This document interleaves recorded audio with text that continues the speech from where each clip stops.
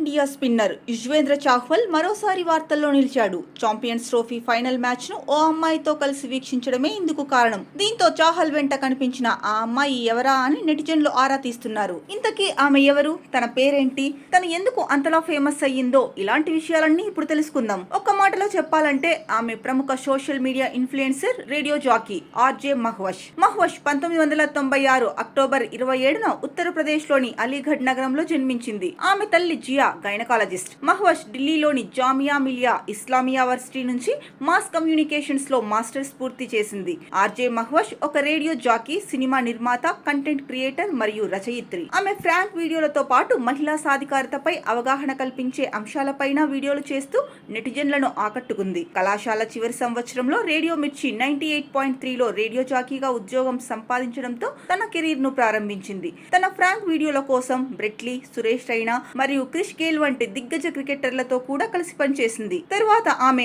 Bold are bowled అనే షోను సొంతంగా నిర్వహించింది. Disney Hotstar, colour Cineplex, Tinder, Flum మొదలైన ప్రఖ్యాత బ్రాండ్లతో కూడా కలిసి పనిచేసింది. రేడియో మిర్చి 98.3 FM లో మహ్వష్ చేసిన లైఫ్ ఈజ్ సింపుల్ కార్యక్రమం మంచి గుర్తింపు పొందింది. మహ్వష్ ఇన్స్టా ఖాతాకు 16 లక్షల మంది ఫాలోవర్లున్నారు.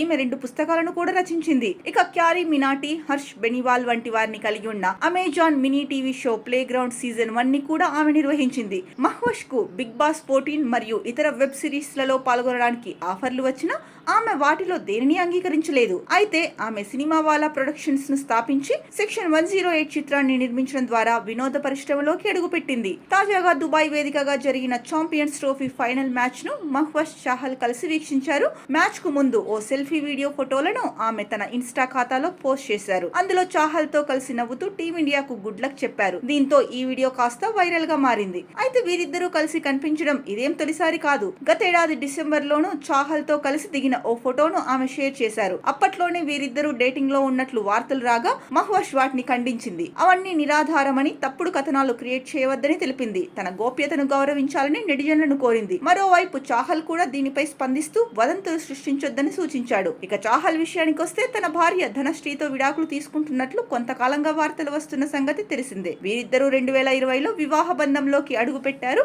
సోషల్ మీడియాలో యాక్టివ్ గా ఉండే ఈ జంట గతంలో పెట్టిన పోస్టులు అభిమానులను గందరగోళానికి గురి చేశాయి. సామాజిక మాధ్యమాల్లో వీరిద్దరూ ఒకరినొకరు అన్ఫాలో చేసుకోవడం, ధనశ్రీ తన పేరు నుంచి చాహల్ పదాన్ని తొలగించడంతో విడాకులపై ఊహాగానాలు ఊపందుకున్నాయి.